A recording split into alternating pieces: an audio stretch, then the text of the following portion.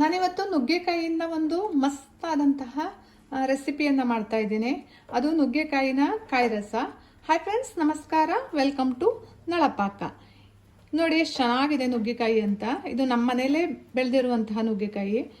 ನುಗ್ಗೆಕಾಯಿ ಸ್ವಲ್ಪ ಎಳೆದಾಗಿದ್ದರೆ ಚೆನ್ನಾಗಿರುತ್ತೆ, ತುಂಬ ಬಲ್ತಿರಬಾರ್ದು. ನುಗ್ಗೆಕಾಯಿಯಿಂದ ನಾನು ಕಾಯಿ ರಸವನ್ನು ಮಾಡ್ತಾ ಇದ್ದೇನೆ. ಬನ್ನಿ ಇದನ್ನು ಹೇಗೆ ಮಾಡೋದು ಅಂತ ನೋಡೋಣ. ಮೊದಲಿಗೆ ನುಗ್ಗೆಕಾಯಿಯನ್ನು ಕಟ್ ಮಾಡ್ಕೊಳ್ಬೇಕು. ನಿಮ್ಗೆ ಎಷ್ಟು ಉದ್ದ ಬೇಕು ಅನ್ನೋದನ್ನು ನೋಡಿಕೊಂಡು ಹೀಗೆ ಪೀಸ್ಗಳನ್ನು ಮಾಡ್ಕೊಳ್ಬೇಕು.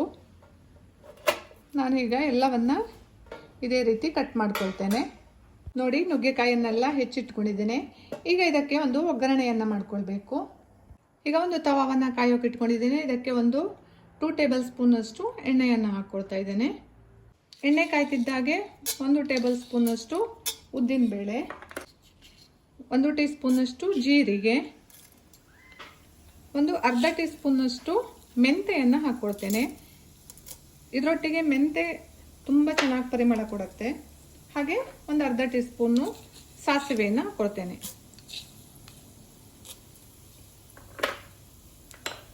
ಒಗ್ಗರಣೆ ಸಿಡಿತಿದ್ದ ಹಾಗೆ ಹೆಚ್ಚಿಟ್ಕೊಂಡಿರುವಂತಹ ನುಗ್ಗೆಕಾಯಿಗಳ ಹೋಳುಗಳನ್ನು ಇದಕ್ಕೆ ಹಾಕ್ಕೊಳ್ತೇನೆ. ಈಗ 1-2 ನಿಮಿಷ ಇದನ್ನು ಎಣ್ಣೆಯಲ್ಲಿ ಫ್ರೈ ಮಾಡ್ಕೊಳ್ಬೇಕು.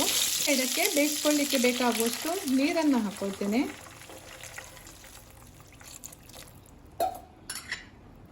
ಈಗ ಇದು ಚೆನ್ನಾಗಿ ಬೇಯಬೇಕು. 1/4 ಟೀ ಸ್ಪೂನಷ್ಟು ಅರಿಶಿಣದ ಹುಡಿಯನ್ನು ಹಾಕ್ತೇನೆ. ನೋಡಿ, ಹೋಳುಗಳೆಲ್ಲ ಚೆನ್ನಾಗಿ ಕುದೀತಾ ಇದೆ. ಕುದೀತಾ ಇರುವಾಗ ಇದಕ್ಕೆ ಉಪ್ಪು ಹಾಗೂ ಬೆಲ್ಲವನ್ನು ಸೇರಿಸ್ಕೊಳ್ತೇನೆ. ರುಚಿಗೆ ತಕ್ಕಷ್ಟು ಉಪ್ಪು ಹಾಗೆ ಬೆಲ್ಲವನ್ನು ಹಾಕ್ಕೊಳ್ತೇನೆ. ಇದಕ್ಕೆ ಬೆಲ್ಲ ಸ್ವಲ್ಪ ಜಾಸ್ತಿನೇ ಬೇಕು. ಸಿಹಿ ಸಿಹಿಯಾಗಿ ಖಾರವಾಗಿರುತ್ತೆ. ಇದು ಅಂದರೆ ತುಂಬಾ ಟೇಸ್ಟಿಯಾಗಿರುತ್ತೆ. ಚೆನ್ನಾಗಿ ಬೇಯಬೇಕು ಇದು. ಅಂದರೆ ಉಪ್ಪು ಬೆಲ್ಲ ಎಲ್ಲವನ್ನು ಈ ನುಗ್ಗೆಕಾಯಿ ಹೋಳುಗಳು ಹೀರ್ಕೊಳ್ಬೇಕು. ಆವಾಗ ಅದು ಹೋಳನ್ನು ತಿನ್ನೋಕೆ ತುಂಬಾ ಚೆನ್ನಾಗಿರುತ್ತೆ. ಇದಕ್ಕೊಂದು ಮಸಾಲೆಯನ್ನು ಹುರ್ಕೊಳ್ಬೇಕು. ಇನ್ನೊಂದು ತವಾವನ್ನು ಕಾಯೋಕೆ ಇಟ್ಕೊಂಡಿದ್ದೇನೆ. ಹಾಗೆ ಅದಕ್ಕೆ ಸ್ವಲ್ಪ ಎಣ್ಣೆಯನ್ನು ಹಾಕ್ಕೊಳ್ತೇನೆ. ಮಸಾಲ ಹುರ್ಕೊಳ್ಳಿಕ್ಕಷ್ಟೇ 1 ಟೇಬಲ್ ಸ್ಪೂನ್ ಹಾಕ್ಕೊಂಡ್ರೆ ಸಾಕು.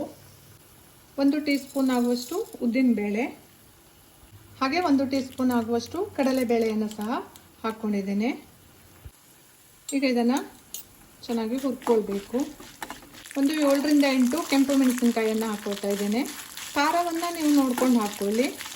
ಇದು ಸ್ವಲ್ಪ ಖಾರ ಜಾಸ್ತಿ ಇದ್ರೇ ಚೆನ್ನಾಗಿರುತ್ತೆ, ಯಾಕೆಂದರೆ ಬೆಲ್ಲವನ್ನು ಹಾಕಿರ್ತೇವಲ್ಲ. 1 ಟೀ ಸ್ಪೂನಷ್ಟು ಕೊತ್ತಂಬರಿಯನ್ನು ಹಾಕ್ತೇನೆ. ಹಾಗೆ 1 ಟೀ ಸ್ಪೂನಷ್ಟು ಜೀರಿಗೆ, ಒಂದು ಅರ್ಧ ಟೀ ಸ್ಪೂನಷ್ಟು ಮೆಂತೆಕಾಳು.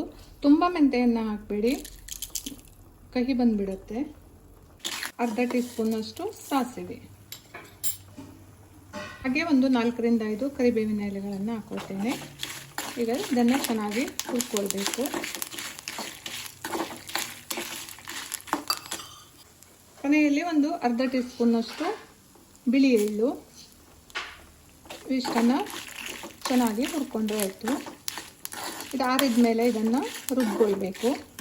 ಹುರಿದಿಟ್ಕೊಂಡಿರುವಂತಹ ಮಸಾಲೆ ತಣ್ಣಗಾಗಿದೆ. ಈಗ ಇದನ್ನು ಒಂದು ಮಿಕ್ಸಿ ಜಾರಿಗೆ ಹಾಕ್ಕೊಳ್ತೇನೆ.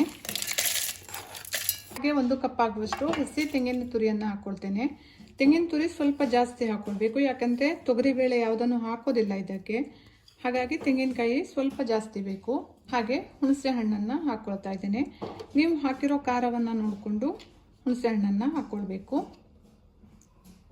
ಈಗ ಇದನ್ನು ಮೊದಲಿಗೆ ತರಿಯಾಗಿ ರುಬ್ಕೊಂಡು ಆನಂತರ ನೀರು ಹಾಕಿ ನುಣ್ಣಗೆ ರುಬ್ಕೊಂಡು ಬರ್ತೇನೆ. ಈ ರೀತಿ ನುಣ್ಣಗೆ ಇದನ್ನು ರುಬ್ಕೊಂಡಿದ್ದೇನೆ. ಈ ಕಡೆ ನುಗ್ಗೆಕಾಯಿ ಹೋಳುಗಳ ಚೆನ್ನಾಗಿ ಬೆಂದಿದೆ. ಈಗ ಇದಕ್ಕೆ ಈ ಮಸಾಲೆಯನ್ನು ಸೇರಿಸ್ಕೊಳ್ಬೇಕು. ಚೆನ್ನಾಗಿ ಮಿಕ್ಸ್ ಮಾಡ್ಕೊಳ್ಬೇಕು. ಈಗ ಇದು ತುಂಬ ದಪ್ಪ ಇದೆ. ಈಗ ಇದಕ್ಕೆ ಸ್ವಲ್ಪ ನೀರನ್ನು ಸೇರಿಸ್ಕೊಳ್ತೇನೆ ಮಿಕ್ಸಿ ಜಾರಿಗೆ ಹಾಕ್ಕೊಂಡು.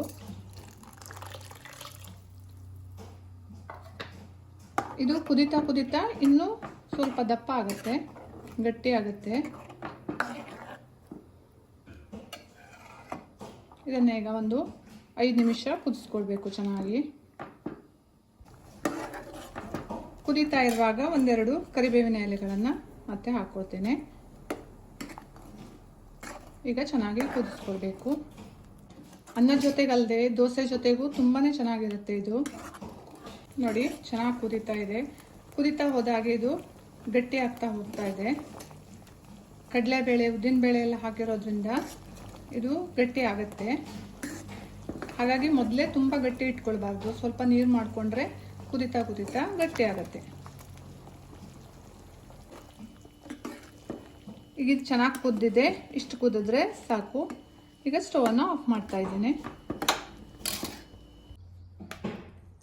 ಆರೋಗ್ಯ ಸರಿ ಇಲ್ಲ, ಜ್ವರ ಬಂದಿದೆ, ನಾಲಿಗೆ ರುಚಿ ಕೆಟ್ಟೋಗಿದೆ ಅನ್ನುವಾಗಲೆಲ್ಲ ಈ ಥರದ ರೆಸಿಪಿಯನ್ನು ಮಾಡಿಕೊಂಡು ಊಟ ಮಾಡಿದರೆ ನಾಲಿಗೆಗೂ ಹಿತವಾಗಿರುತ್ತೆ, ಆರೋಗ್ಯಕ್ಕೂ ಸಹ ಒಳ್ಳೆಯದು. ಉಪ್ಪು ಖಾರ ಸಿಹಿ ಎಲ್ಲ ಹದವಾಗಿ ಇರೋದ್ರಿಂದ ಟೇಸ್ಟು ಕೂಡ ಅಷ್ಟೇ ಚೆನ್ನಾಗಿರುತ್ತೆ. ಇವತ್ತಿನ ನನ್ನ ಈ ವಿಡಿಯೋ ಇಷ್ಟ ಆದರೆ ಲೈಕ್ ಮಾಡಿ, ಶೇರ್ ಮಾಡಿ, ಕಮೆಂಟ್ ಮಾಡಿ ಹಾಗೂ ಸಬ್ಸ್ಕ್ರೈಬ್ ಮಾಡಿ. Thank you.